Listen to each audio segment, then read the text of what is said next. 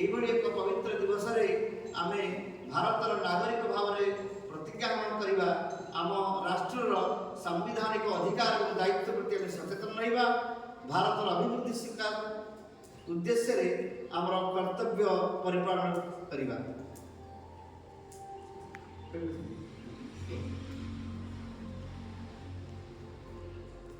आज संविधान दिवस रे समस्त को शुभेच्छा जनाऊँगी।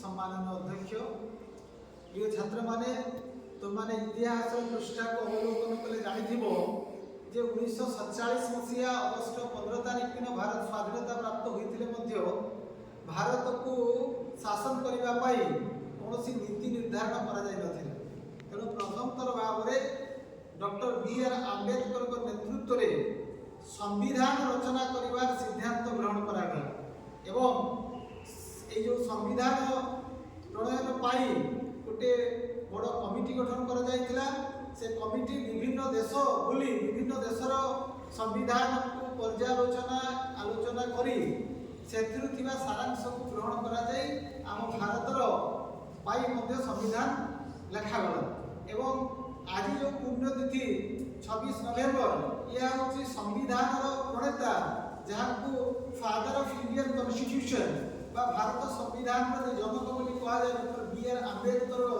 आज 133तम जन्मवार्षिकी। तेणु यही दिवस को केंद्र सरकार 2015 मसीह उक्त दिवसटी को संविधान दिवस भाव में परिपालन कर वैधानिक निष्पत्ति ग्रहण करछंती एवं यही क्रम सर्वभारतीय स्तर में समस्त शिक्षानुष्ठान में छात्र छात्री माने यही दिवस को संविधान दिवस भाव में परिपालन करने सरकार निर्देश दिया जाए। जे कथा सम्माननीय अध्यक्ष कहले जे भारतीय नागरिक हिसाब से आम पाखे दुईटी कथा अच्छी आमको कर्तव्य करने को हम एवं कर्तव्य कलापर आम भारतीय नागरिक हिसाब से आमर अधिकार को सब्यस्त कर इंग्राजी में वाक्य अच्छी eternal vigilance is the price of liberty if we are not vigilant of our constitution it into its vitality. यही सर्वबृहत गणतंत्र सुरक्षा दायित्व आज युवपीढ़ी मान निर्भर करे छात्र छात्री मान निर्भर करे।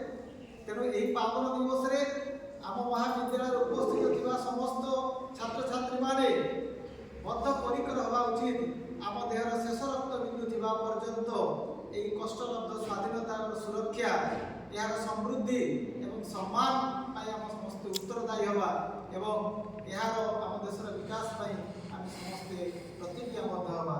धन्यवाद। जय जगन्नाथ। वंदे मातरम। मु समस्त को धन्यवाद जनाइबी और ई मर्म आम सहित उपस्थित थिबा आम अनुष्ठान इंग्राजी विभाग अध्यापक श्रीयुक्त कार्तिकेश्वर छात्र को अभिनंदन जनाइबी। एवं उपस्थित थिबा समस्त छात्र छात्री माने राष्ट्रीय गान अनुरोध करिबा जनाब